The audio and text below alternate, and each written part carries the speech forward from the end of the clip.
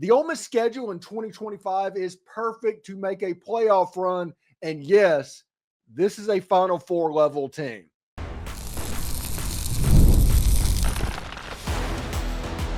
You are Locked On Ole Miss, your daily podcast on the Ole Miss Rebels.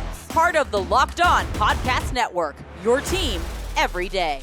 This is the Locked On Ole Miss Podcast, the most watched Ole Miss podcast out there, hosted by me, Steven Willis. I'm a 10-year veteran member of the national media with Yahoo Sports and a former Ole Miss staff member, here to bring you everything Rebels sports. Today, we're diving into the 2025 Ole Miss football schedule and why it's shaping up perfectly for a potential playoff run. We'll explain that.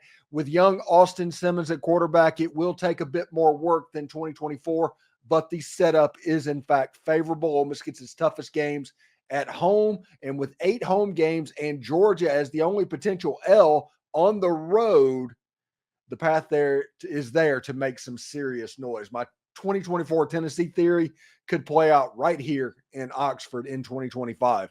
We're free and available in all the podcast apps and on YouTube. Thank you for making Locked On Ole Miss your first listen every day.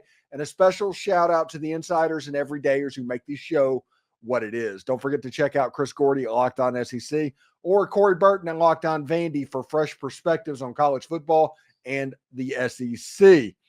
From the first whistle to the final drive, FanDuel makes the NFL playoffs even more exciting. Right now, new customers can bet $5 and get $300 back in bonus bets if you win that first $5 bet. Visit FanDuel.com to get started.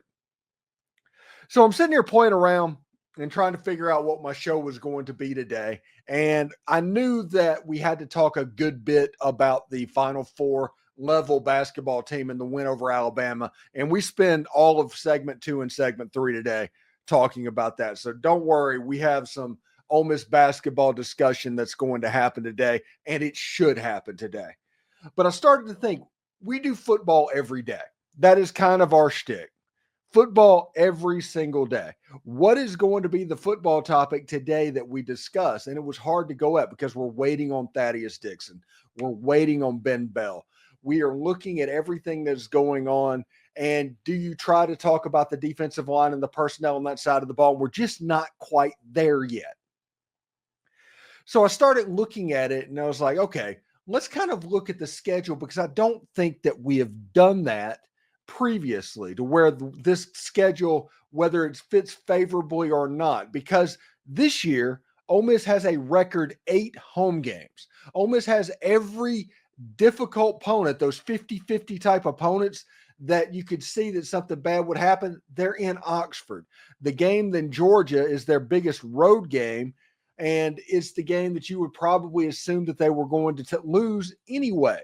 Now, if you look at Oklahoma, they're going to be potentially better with John Mateer at quarterback, but we'll see. Ole Miss has Tulane, who was a 9 or 10 game winner from the American last year, and they have Washington State, who has a new coach and a new quarterback and a lot of different players this year. The point of this is the schedule is actually structured very favorably for Ole Miss if they are going to make a run. Let's look at the games. August 30th, they open up with Georgia State. Georgia State, the Panthers, I think this is the first time that Ole Miss has played them. They come into Vaught-Hemingway Stadium. Then on September 6th is a road game at Kentucky. Ole Miss should win that game. We all know what happened in 2024, but that is a game that Ole Miss is going to be favored to win. Arkansas, Ole Miss is going to be favored to win that game. They're going to be favored over Tulane. They're going to be favored over LSU. They're going to be favored over Washington State. They are likely going to be 6-0 heading to Georgia. Even with a new quarterback, even with the new pieces and everything going on, they are likely going to be 6-0 going to face the Georgia Bulldogs. Then the next week, there's the road game at Norman, Oklahoma. I do recommend that all Ole Miss fans that can travel to Norman. And that one, if you want a new place to see, a new culture around football to be around, Oklahoma is kind of similar to those Missouri teams. And whenever you travel up to Columbia. But that game at Oklahoma, this is going to be a situation to where that game, you have it to where Brent Venables, he could be fired by that point. with what Oklahoma's schedule is this year, it just gets flipped around to where they're going to have to travel to Alabama. They're going to have to travel to South Carolina. They're going to have to play Missouri. Their schedule is going to be difficult. The annual Red River game against Texas. Oklahoma has a hard row to hoe, and because of that, by October 25th, it could be the end of Brent Venables. Then you have South Carolina at home. You have the Citadel in a position, it's not quite a bye week, but it's close to a bye week, an FCS game November 8th. You get Florida at home. DJ Lagway is really good. Florida has a lot of weapons. They will be a difficult out, but Lane Kiffin doesn't generally lose games at home. And then you close out with at Mississippi State. Now, I do want to talk about this game. Everybody's kind of excited. It's like the Mississippi State game's on Saturday. The Mississippi State game's on Saturday. They did the same thing last year to where Ole Miss and Mississippi State was listed as a Saturday game. And then at about 3 months out, they changed that to where it became a Friday game. And with Ole Miss and Mississippi State having bye weeks the week immediately before the game, this game has Thanksgiving written all over it. Until it's not Thanksgiving, I'm going to assume that it is. It's going to be Thursday or Friday, one of those. But Thanksgiving Day, I do think that that is on the table, and that is a real possibility for this game. All right, so let's look at the structure of this schedule. The non-conference game, and then at Kentucky, and then home against Arkansas, Tulane. The first really difficult stretch will be the Tulane and LSU game. I get that Kentucky won against Ole Miss last year. I'm just not having that conversation again. But Tulane, a 10-win team in the American Conference. LSU is going to be a pretty good team, and Brian Kelly is coaching for his job.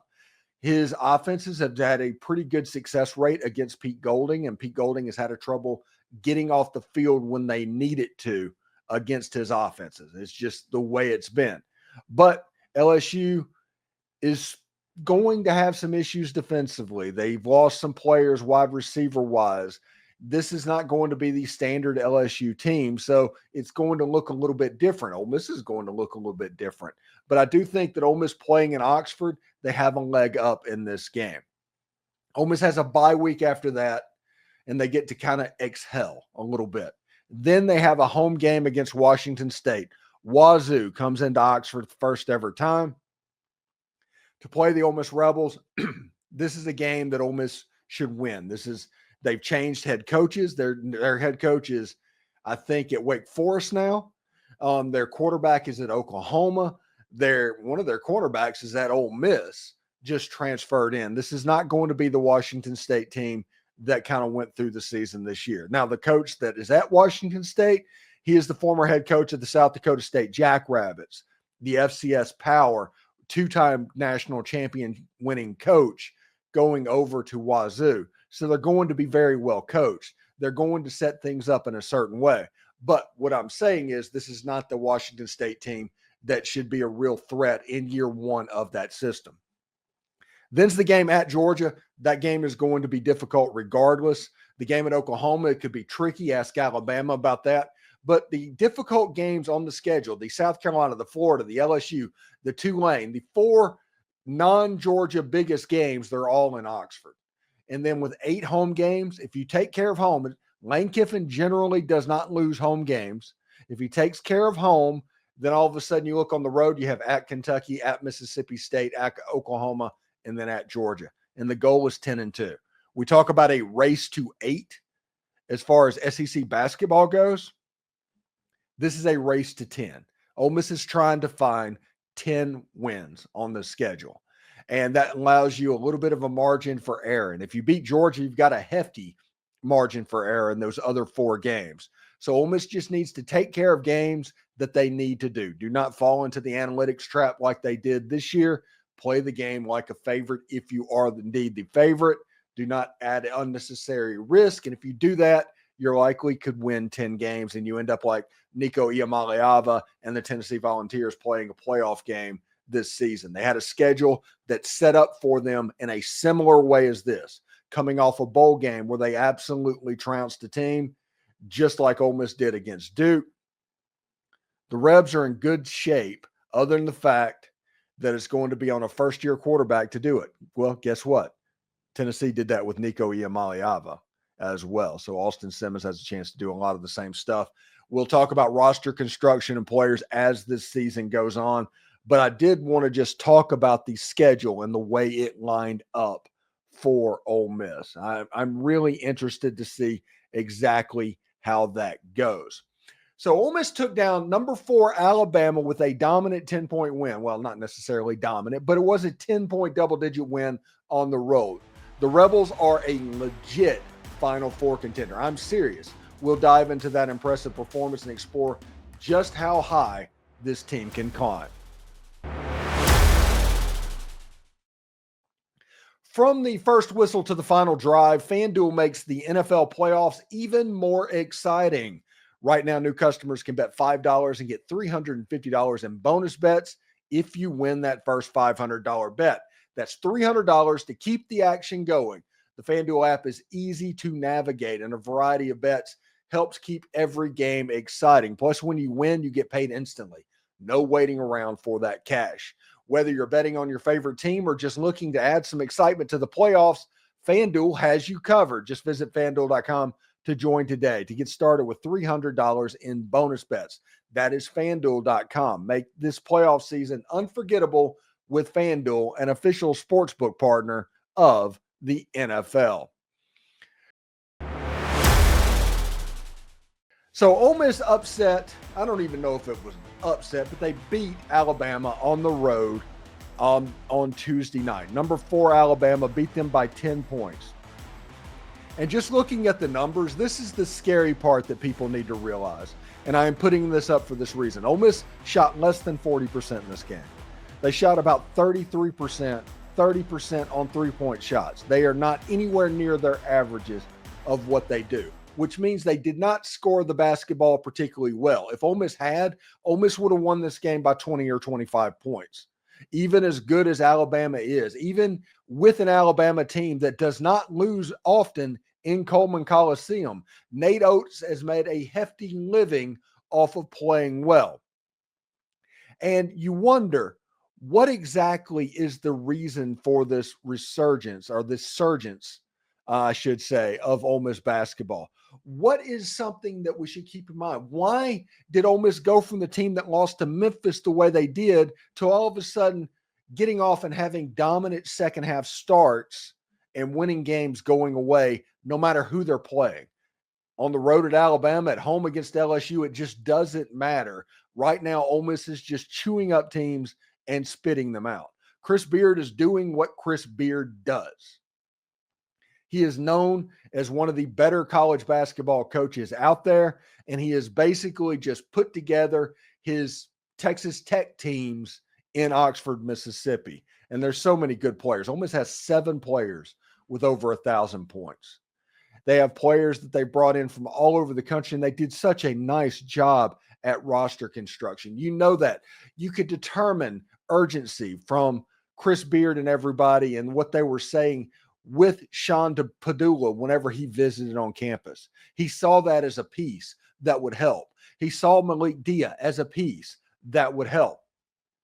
And Malik Dia, is his emergence over the last 2.5 weeks has taken Ole Miss from being a really good basketball team, because coming into this, Ole Miss was probably a 7 or 8 seed coming into SEC play, a really good basketball team. The surgence by Malik Dia has taken Ole Miss to a completely different level, to the point where they are legitimately a Final Four contender. Am I saying that Ole Miss is going to win all the rest of their games? No, that's not what I'm saying. Ole Miss could lose 2 or 3, 4, 5, heck, even 8 SEC games as this goes on. This is a really tough league. But when Ole Miss plays its best, when it shoots well, remember, they had wet powder in this Alabama game. They did not shoot well at all. When Ole Miss shoots well and plays defense like that, there is still another gear that they can hit. That should scare the heck out of everybody. And come tournament time, that is what is going to make them dangerous. But Malik Dia's emergence in SEC play, averaging 17.5 points a game, 10.5 rebounds. He's averaging a double-double. Now, granted, his first double-double that he had at Ole Miss was against Alabama, but he had 19 rebounds. So that's why his average jumped up. But 17.5 points, 10.3 rebounds, and 2 assists for Dia. And he is not the only Ole Miss player that is averaging double figures in SEC play. There's 4 Ole Miss Rebels that are doing that.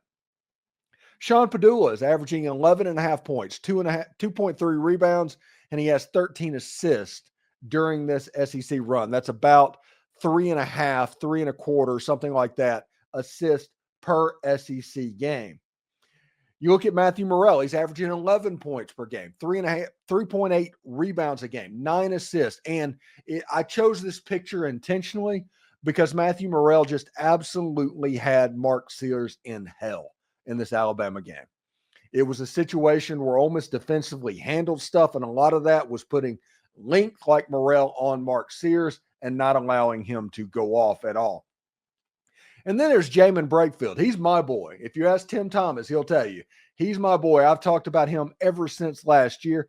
I like Jamin Brakefield's game. He's averaging 10.8 points per game, 4.8 rebounds, and he has 6 assists during this run.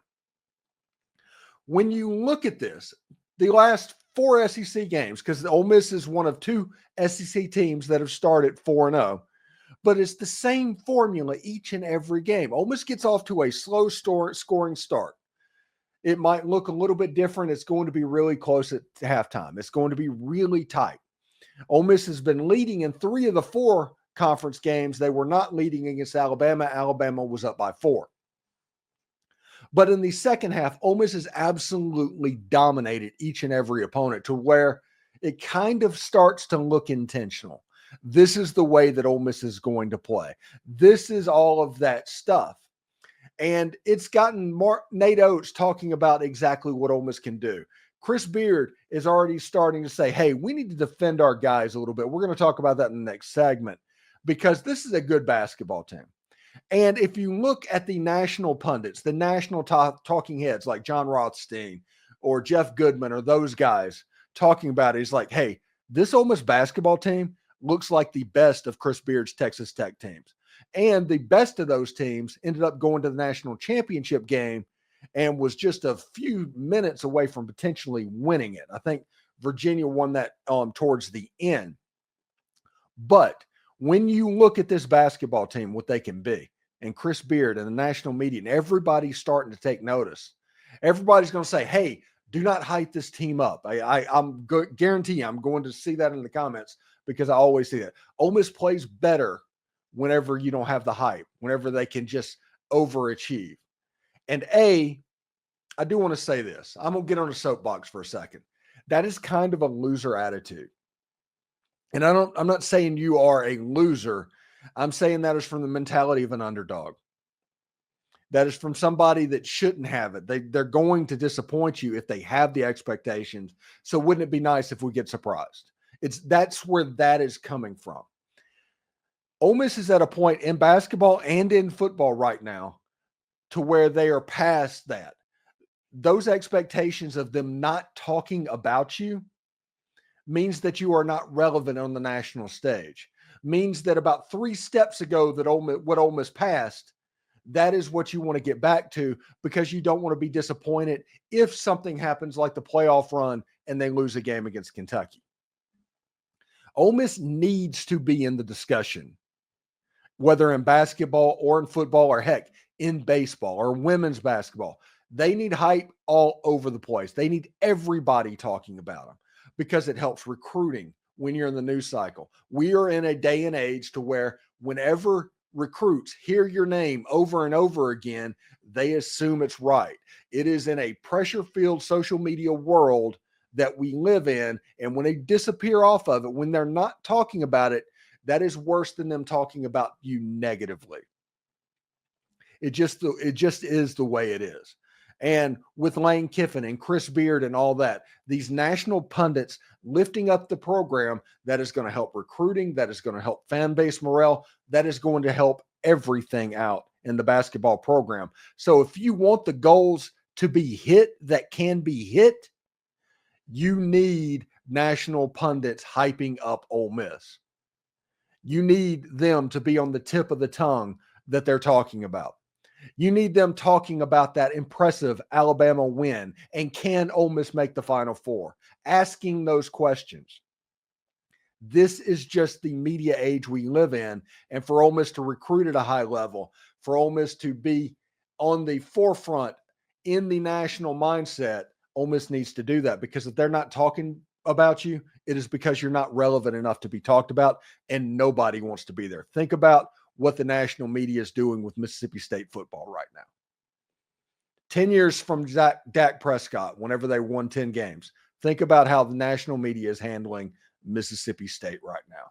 You do not want that smoke. So just off the soapbox, just my opinion there. In our final segment, Nate Oats said that Ole Miss could be in the SEC title mix, and Chris Beard wants the media to start talking a little bit about the Rebels. Well, we do that every day, but let's dive in and keep the conversation going. You know, this message is brought to you by Prize Picks, the place to get real money on sports action. With over 10 million members and billions of winnings, Prize Picks has changed the game in daily fantasy sports. Whether it's the playoffs or the regular season, Prize Picks has made it easier than ever to win big while enjoying all of this football action. Now it's playoff time, and there's no better way to get in on the action than Prize Picks. So here's how it works. Just pick more or less on at least 2 players. And if your picks hit, you can win up to 1,000 times your cash. That's right, 1,000 times your money just by making a few simple picks. For me, I'm all about the hot takes this season, and honestly, any season if we're going to be real about it. But this week on Prize Picks, I'm looking at Lamar Jackson for more than 250 passing yards and Travis Kelce for more than 70 receiving yards. It is fun to predict and easy to play. Plus, with Prize Picks Flex Play, you can still double your money even if one of your picks does not hit. And in the app, you get your winnings fast, sometime in as little as 15 minutes. So ready to run your game this college football season? Download the app today and use code LOCKEDONCollege, all one word, to get $50 instantly after you play that first $5 lineup. That's right, $50 just for playing. So don't wait. Take your game to the next level with Prize Picks. Prize Picks, run your game. All right, so we're still talking about the Ole Miss basketball game against Alabama, and honestly, we should be talking about that. And Nate Oats was talking about that over the course of the post-game press conference that he had. And Nate Oats had this to say, talking about, is Ole Miss in the contention for a double bye? That was the question he was asked, and which means in the top 4 seeds in the Southeastern Conference. And Nate Oats says, I think they should be in the mix to win the whole thing, not just a double bye team. I think they're going to be in the mix to win the whole thing. I mean, at this point, 4 games in, we no longer even have full control of our own destiny since we don't get to play them again. Nate Oats got to see Chris Beard, and he knows what is in this conference. He knows how it sits. He knows what Kentucky's doing. He knows how it is down on the plains at Auburn and how difficult it is to beat them. Tennessee is always going to be good. Florida is always going to be good. Texas A&M is a top 10 team. So when you look at how difficult this Southeastern Conference could be, it means multiple things. First of all, Ole Miss has likely got a few L's coming their way just on the process of elimination. Ole Miss is not going 18-0. They're just not. The goal at the beginning of this SEC tournament was a race to 8. Now they're 4-0. So you need 4 wins in 14 games at that point. They're probably going to surpass that. So it's 10-8. The new goal is 12-6. The new goal. I think the race to 10 should be the next thing that we talk about. But Ole Miss being in contention for winning the SEC, you have a road win at Coleman Coliseum. That is the best win in the entire SEC this year. Ask Dame Bradshaw and all of those, Tom Hart. Whenever you look at that, the team that wins the SEC is likely going to be the team that has had success on the road. Ole Miss winning Coleman Coliseum. They have to go to the Jungle down at Auburn. They have to play down there. But they do get Florida at home. I think they get Tennessee at home. I think they get Kentucky at home. So it's a schedule kind of favorable with the way that things are shaping up. Now, Ole Miss has a road game at Missouri. Missouri went down to Florida and won the game. So that's going to be a difficult thing. You have a home game against Texas A&M. You have a home game against Texas, which, my goodness, I can't wait for that week. That should be absolutely great. But you can see the way the schedule lines up, and it is as favorable as it can be for Ole Miss as far as getting home games about that. We talk to Tim Thomas all the time, and he says when you play a home game, it's basically like getting 10 points before it even starts. Home basketball to him is worth 10 points. He talked about the Alabama game. Alabama game started basically up 10-0. If you looked at that plus 10 points, that is like Ole Miss being 20 points better than what Alabama was in that game. Now, the other thing after that game is Chris Beard says, hey, maybe it's time to talk a little about Ole Miss. Tonight, two really good teams played, and I think most of the national scene didn't give Ole Miss much of a chance. Our players believed that we could be successful in this game, and that's what we did. And I do think it is time for the national media and everybody to start talking about Ole Miss. Again, I understand that people just want to fly under the radar. They don't want the expectations with being successful. Highly successful people piss off lower successful people. It's just the way it is. Highly successful people are aggravating to a large group of people. Chris Beard is a highly successful person. And whenever he is starting to buy in and he's starting to say these bites, like it's time to start paying attention to Ole Miss, I think he sees what this team could be. And then in that big win, that was the biggest regular season win in Ole Miss college basketball history. It was the biggest points and rebounds game since Keith Carter against Temple in 1997 or 98. I think it was 97 in the non-conference after the 97 NCAA tournament game. 23 and 19. It was really cool with a lot of bangers coming in to town. Ole Miss has Mississippi State on the road on Saturday. It's a free shot. You're guaranteed to go at least 1-1 this week. As far as two road games that were going to be the most difficult stretch in your schedule, you've already got the win. Now you need to go, you get the bonus.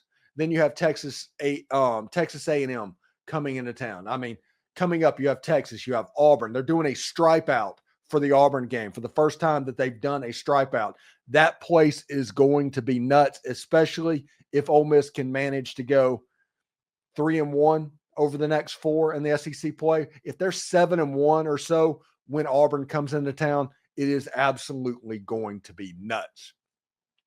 I'm excited because basketball for me is fun. And the NCAA tournament has been my favorite thing in basketball for my entire life. I remember sitting in 10th grade. That was the Christian Laettner Kentucky game, sneaking down to an abandoned classroom, boarding up or putting paper over the window so they couldn't see in, messing with the TV, using a wire hanger for an antenna because we were in McGee, Mississippi, which the closest TV station to us was in Jackson, Mississippi, and finagle it to where we could watch it on WJTV Channel 12 because all NCAA tournament games back then were on Channel 12. That is how I watched the Kentucky Christian Laettner game where Christian Laettner hit that shot. That is what I remember with March Madness, and it's a whole lot of fun, and I can't wait for what is going to happen in the future of Ole Miss basketball. Anyway, thank you for making Locked On Ole Miss your go-to source for Ole Miss sports. We pride ourselves in offering the most comprehensive perspectives, which is why we're the number one Ole Miss podcast out there. Your support means the world to us, and thank you so much for making us the Ole Miss morning show of choice. Thank you for making Locked On Ole Miss your first listen today. For your second listen, check out Locked On SEC Podcast. Host Chris Gordy holds no punches, covering the best conference in college football. Find Locked On SEC on YouTube or wherever you listen to your podcast. Hotty toddy, everyone. And remember, analytics is just the old English word that means bad football.